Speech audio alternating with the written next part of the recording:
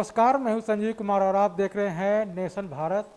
पूरे बिहार में देखें तो पूरे बिहार में जो पंचायत चुनाव हो रहा है, इसको लेकर सरगर्मी यानी पर्व के रूप में सब जश्न का माहौल है और सब प्रत्याशी जो है अपने जो जनता है उसको रुझाने का भी काम कर रहे हैं।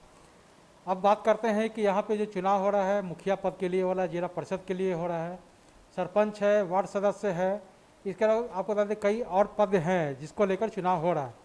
तो हमारे साथ हैं अनिल यादव जी, उनसे जानते हैं कि ये जिला परिषद के उम्मीदवार हैं और यहाँ के जो वर्तमान जिला परिषद इनके द्वारा क्या कुछ काम किया गया है इनके बारे में भी जानेंगे। और ये जो है धनरूआ प्रखंड है और धनरूआ प्रखंड में 23 और 24 दो जिला परिषद के उम्मीदवार हैं। दोनों जगह से ये जिला परिषद के उम्मीदवार हैं।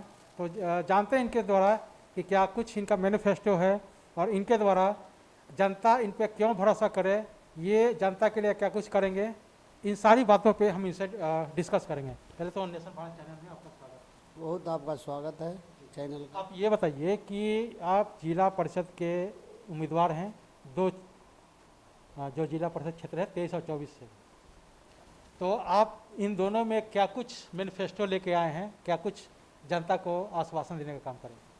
देखिए, मैं जदयू के प्रधान महासचिव के पद पर हूँ पटना जिला के। मैं क्षेत्र में घूमने के दौरान पता चला यहाँ के लोगों को बहुत कर्ज हो रहा है। यहाँ इंदिरा आवास में 2500 रुपया वसूला जा रहा है। जन वितरण के प्रणाली के दुकानदार है जो 5 किलो के जगह 4 किलो दिया जा रहा है। तो मैं बाढ़ में घुला और गांव-गांव जाकर घुला और रोड शो किया। मुझे विश्वास हुआ कि जब तक हम नहीं इस क्षेत्र में उतरेंगे तो ये मजदूर और किसान का हक नहीं मिलेगा। मैं हक दिलाने के आशा से मैं इस क्षेत्र में उतरे हैं और पूरे जनता का पूरा प्यार है। मैं पटना जिला के रिकॉर्ड वोट से ये दोनों उम्मीदवार को मैं पराजित करूंगा। तो ये बताइए कि आप दो क्षेत्र से जिला परिषद के उम्मीदवार हैं, इस क्षेत्र में सबसे बड़ा मूलभूत समस्या क्या है, जो सबसे बड़ी समस्या है? सबसे बड़ा मूल समस्या यहाँ के मुखिया और विधायिका और प्रमुख मिलकर ये ब्लॉक को बेच डाले हैं। चाहे हॉस्पिटल हो, चाहे ब्लॉक हो, चाहे जन वितरण प्रणाली की दुकान हो, किसी प्रकार का रोड हो, सब में एक दूसरे कोई भी पार्टी का है मिलकर यहाँ दलाली करने का काम करते हैं और गरीबों का शोषण करते हैं। कोई विरोध में आवाज़ उठाने वाले नहीं हैं। मैंने आवाज़ उठाया, हमारे माननीय मुख्यमंत्री जी नीतीश कुमार ने, वे 24 घंटा में एक्शन लिए। मैंने तो दावा नहीं करता हूं, मैं पूर्ण विश्वास दिलाता हूं कि मैं एक नमूना में दिए हैं। पभेड़ा पंचायत में माधुरी देवी मुखिया थी, उसका नेतृत्व मैं कर रहा था। मैं 5 साल पहले से यहाँ 5 किलो अनाज दिलाने का काम किया और इंदिरा आवास में पैसा नहीं वसूलने का काम किया। और किसान मजदूर में आशा है, मैसेज है, पूरे धनरूआ में मैसेज है कि पभेड़ा एक ही पंचायत है जहाँ इंदिरा आवास और जन वितरण के प्रणाली के दुकान 5 किलो अनाज देता है। वे जागरूक हैं, जिताने के लिए जागरूक हैं और उस चंद दलालों से वो सब मुक्ति पाना चाहते हैं। से हम, जैसा कि आपने कहा कि माधुरी देवी जो है मुखिया है, उनके क्षेत्र में मैं गया था, वार्ड नंबर 1 में और वार्ड नंबर 5 में, इनके अलावा अन्य वार्डों में भी गए। लेकिन वहाँ के लोगों से बातचीत किया तो उन्होंने कहा कि सबसे बड़ी उपलब्धि ये है कि जो अनाज 4 किलो मिलता था वो हमें 5 किलो मिल रहा। तो इसका श्रेय किसे देंगे? ये आप कह रहे हैं कि आपके द्वारा किया गया है। ये श्रेय मेरा है, ये लोग जानते हैं, पभेड़ा के लोग जानते हैं। उनका ठीक एक प्रतिनिधि के तौर पर मैं किया हूँ, उनका एक बोर्ड लगा हुआ है, पूरे काम मैं किया हूँ। लोग गरीब किसान सब जानते हैं कि संघर्ष अनिल ने किए हैं। 5 किलो अनाज हम दिलाने का काम किया, इंदिरा आवास में पैसा हम देने का काम किया। कुछ दिन हम चल गए थे कहूँ तो उसका एक मुखिया के माधुरी मुखिया देवी के जो भैंसुर हैं जो 2500 रुपये वसूलने का काम किए, इस पर हम लोग एक्शन में आए और रुकवाने का काम किया। जो गछा उसको मैं फिरवाने का काम किया। वो चाहते थे कि मैं वसूले, मगर मैंने वसूलने नहीं दिया। ये पभेड़ा के लोग अच्छे से जानते हैं। तो ये बताइए कि आप यहाँ का जो है आपको जनता वोट करेगी, तो आपने कुछ सोच रखा हो ना कि अगर जनता हमें वोट करती है, चूँकि आप मुखिया का भी प्रतिनिधित्व कर चुके हैं, आपने कई मुखिया को भी जिताने का काम किया, अगर जनता आपको चुनती है तो आपके द्वारा कोई ऐसा जो आपने ड्रीम प्रोजेक्ट सोच रखा होगा कि अगर जनता करती है तो हम इस क्षेत्र के विकास के लिए काम करेंगे? जी हाँ, मैं भी सोच लिया हूँ कि किसी प्रकार का किसान को दिक्कत होने नहीं दूंगा। चाहे यूरिया खाद हो, चाहे बीज हो, जन वितरण के प्रणाली के दुकान है जो अनियमितता कर रहा है उसको अनियमितता करने न देंगे। हॉस्पिटल में डॉक्टर नहीं आता है उनको भी ड्यूटी करना होगा। टीचर जो नहीं पढ़ाते हैं उनको भी पढ़ाना पड़ेगा। मैंने प्रण ठान लिया है कि धनरुआ को चुस्त एवं दुरुस्त कर कर छोड़ूंगा। और ज़्यादा तो मैं नहीं कहूँगा, मगर चुनाव जीतूंगा, पूर्ण विश्वास है मुझे। चुनाव जीतूंगा और रिकॉर्ड वोट जीतूंगा। और आपसे कहते हैं कि जीतूं चाहे मत जीतूं, मैं पद पर हूँ। मैं ये 5 काम कर रखूँगा।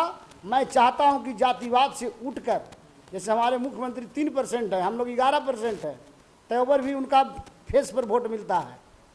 इसलिए मैं यह सोच कर आया हूँ कि जातिवाद को भगा देना है। मैं जगह जगह सांस्कृतिक कार्यक्रम कराऊंगा, टूर्नामेंट कराऊंगा। इससे भाईचारा बढ़ता है, जिससे आवागमन बोला चाही बंद रहता है। अगर सांस्कृतिक कार्यक्रम होता है तो उसमें बोलने का मौका मिलता है, टूर्नामेंट होता है उसमें बोलने का मौका मिलता है। मेरा पूर्ण लक्ष्य है। युवा सबसे बड़ा चीज़ आपका कहने का मतलब है कि युवाओं को मौका देना है, चाहे स्पोर्ट्स हो या कोई और फील्ड हो। अच्छा, इसके अलावा ये बताइए कि जो हम लोग पढ़ेरा पंचायत में गए थे, वहाँ पे एक समुदाय भवन का समस्या है जो कई लोगों ने रोक लगा रखा है, इसके बारे में क्या कहें? इसमें सरासरी विधायिका का गलती है। मैंने ही एनओसी लेने का काम किया। सीओ साहब जितेंद्र कुमार ने एनओसी दिए। ये सरासरी गलती किए हैं और ये कुछ पूर्व मुखिया से प्रभावित हैं और वो समाज में नहीं आते हैं। वहाँ 2 एकड़ कुछ ज़मीन है और जानबूझकर वो पंचायत भवन नहीं बनने दिए हैं। इसका फल भी उसको मिलेगा। जो प्रतिनिधि है ने उनको वोटर समझ गया है, वोट जवाब देगा। और वे पावर में पागल हो गए हैं। वही मरघट में वो रोड बना दिए हैं, उसमें बालू अवैध खनन कर दिए हैं, मिट्टी बेच दिए हैं और पंचायत भवन, असेंबली क्वेश्चन और हाईकोर्ट करके रुकवा दिए हैं।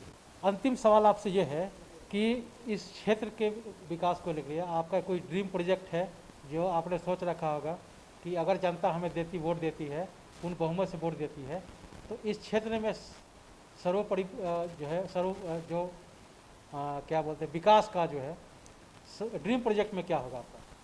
इसमें मेरा ड्रीम प्रोजेक्ट है कि मैं किसी प्रकार का किसानों का दिक्कत नहीं हो दूंगा। मैं चंदा कर ये पूरे धनरुआ में 3 गो एम्बुलेंस का व्यवस्था करूंगा।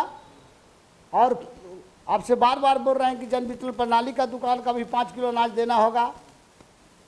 स्कूल भी टीचर को लेना होगा, पढ़ाना होगा बच्चा को। हॉस्पिटल में भी डॉक्टर को आना होगा।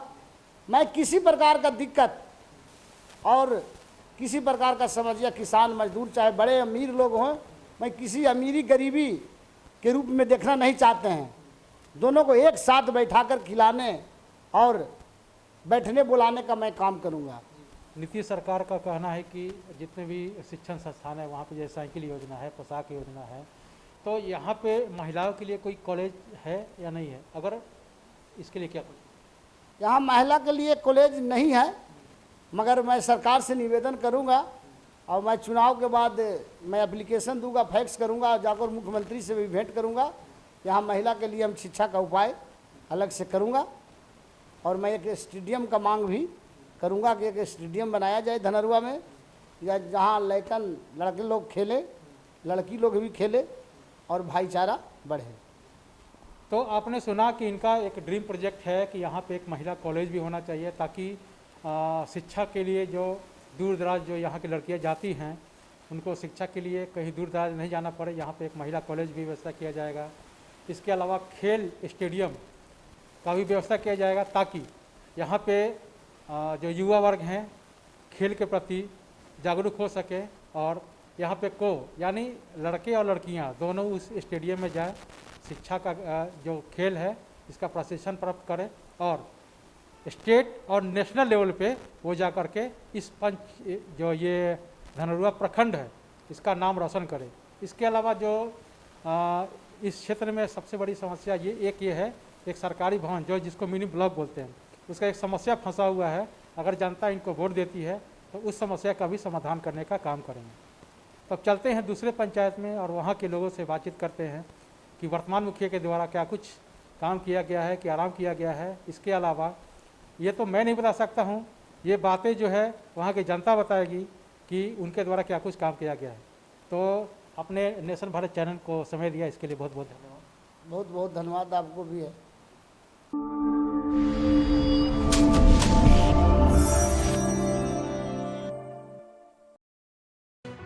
लेटेस्ट खबरों से जुड़े रहने के लिए हमारे चैनल नेशन भारत को सब्सक्राइब करें और बेल आइकन को दबाएं ताकि कोई खबर छूट न पाए।